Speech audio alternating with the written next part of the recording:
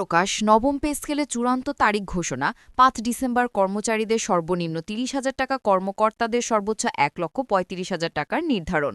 এই বিষয়ে বিস্তারিত আলোচনা করার সূত্রে এখন পর্যন্ত যারা আমাদের এই চ্যানেলটি সাবস্ক্রাইব করেননি তারা অবশ্যই আমাদের এই চ্যানেলটি সাবস্ক্রাইব করুন এবং ভিডিওটিতে একটি লাইক করে ভিডিওটি কন্টিনিউ করুন। আর চূড়ান্ত বৈঠকের পর ১:৫ অনুপাতে নবম পে স্কেল কার্যকর চূড়ান্ত সিদ্ধান্ত গ্রহণ করা হলেও কর্মচারীদের জন্য সর্বনিম্ন মূল বেসিক নির্ধারণ করা হয়েছে ৩০,০০০ টাকা। অপরদিকে যারা কর্মকর্তা আছেন তাদের জন্য থাকছে ১,৩৫,০০০ টাকা।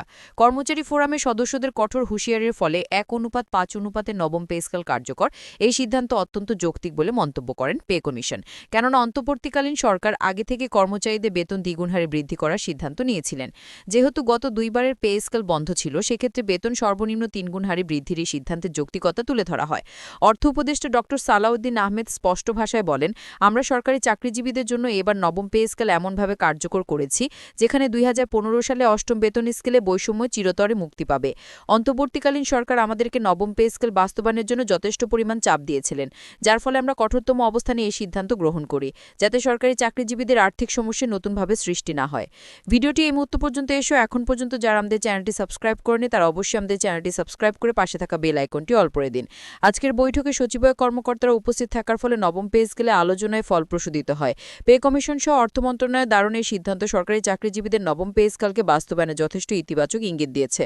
গত ৩০ নভেম্বরের মধ্যে পে কমিশনে খসড়া জমা দেওয়ার সিদ্ধান্তের কথা জানিয়েছিলেন সরকারি কর্মচারীরা। তবে পে কমিশনের চেয়ারম্যান জাকির আহমেদ খান এখন পর্যন্ত স্পষ্টভাবে এই বিষয়ে কোনো মন্তব্য প্রকাশ করেননি। কবে খসড়া অর্থ মন্ত্রণালয়ের কাছে প্রেরণ করা হবে, এছাড়া কবে এটার অনুমোদন আসবে এই বিষয়ে নতুন কোনো তথ্য প্রকাশ করার না ফলে সরকারি চাকরিজীবীদের মাঝে ব্যাপক হতজনক পরিস্থিতি সৃষ্টি হয়। সূত্রমতে অভ্যন্তরীণভাবে পে কমিশন অর্থমন্ত্রীর কাছে খসড়া জমা দিতে পারে, কেননা নবম পে স্কেল বাস্তবায়নের বিষয়গুলো অভ্যন্তরীণভাবে কার্যকর হয়েছে। ইতিমধ্যে গুরুত্বপূর্ণ যে বৈঠকগুলো অনুষ্ঠিত হয়েছে সকল বৈঠক অভ্যন্তরীণভাবে করা হয়।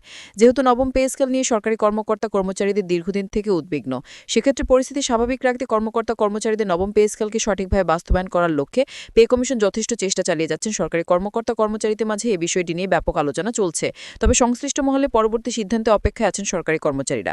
ভিডিওটি এই মুহূর্তে পর্যন্ত এখন পর্যন্ত যারা আমাদের চ্যানেলটি সাবস্ক্রাইব করেনি তারা অবশ্যই আমাদের চ্যানেলটি সাবস্ক্রাইব করে পাশে থাকা বেল আইকনটি অল করে দিন। কর্মচারী ফোরামরা সংশ্লিষ্ট নেতারা জানিয়েছেন দ্রুতগতিতে নবম পে স্কেল বাস্তবায়ন ও আগামী ১৫ ডিসেম্বরের মধ্যে গ্যাজেট প্রকাশ না হলে কঠোরতম আন্দোলন শুরু হবে, যা সকল ধরনের সরকারি অফিস আদালত সাময়িক সময়ের জন্য বন্ধ ঘোষণা করা হবে। এতে করে সরকারি অর্থায়ন কাজ ও বিভিন্ন ধরনের সমস্যা তৈরি হতে পারে। তাই অন্তর্বর্তীকালীন সরকার সময় বিলম্বে না করে আগামী ১৫ ডিসেম্বরের মধ্যে নবম পে স্কেল কার্যকরের নতুন সিদ্ধান্ত নিতে যাচ্ছে। সংশ্লিষ্ট মহল জানিয়েছে কর্মকর্তা কর্মচারীদের মাঝে অভ্যন্তরীণভাবে কয়েকটি বৈঠক অনুষ্ঠিত হয়। বৈঠকগুলোর মাঝে নবম পে স্কেল বাস্তবায়নের চূড়ান্ত দিক নির্দেশনা আসবে।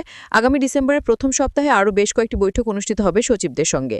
এই বৈঠকের মধ্যে সরকারি চাকরিজীবীদের নবম পে স্কেল বাস্তবায়নের চূড়ান্ত পদক্ষেপ আসবে। সরকারি কর্মচারী ফোরামের সদস্যরা স্পষ্ট ভাষায় বার্তা দিয়েছেন, যদি ৩ ডিসেম্বর অথবা ১৫ ডিসেম্বরের মধ্যে নবম পে স্কেল চূড়ান্ত গ্যাজেট প্রকাশ না করা হয় তাহলে পরিস্থিতি ঘোলাটে হবে। সরকারি পরিস্থিতি এড়িয়ে যাওয়ার লক্ষ্যে নতুন সিদ্ধান্তে নবম পে স্কেল কার্যকরের দিক নির্দেশনা তৈরি করেছেন।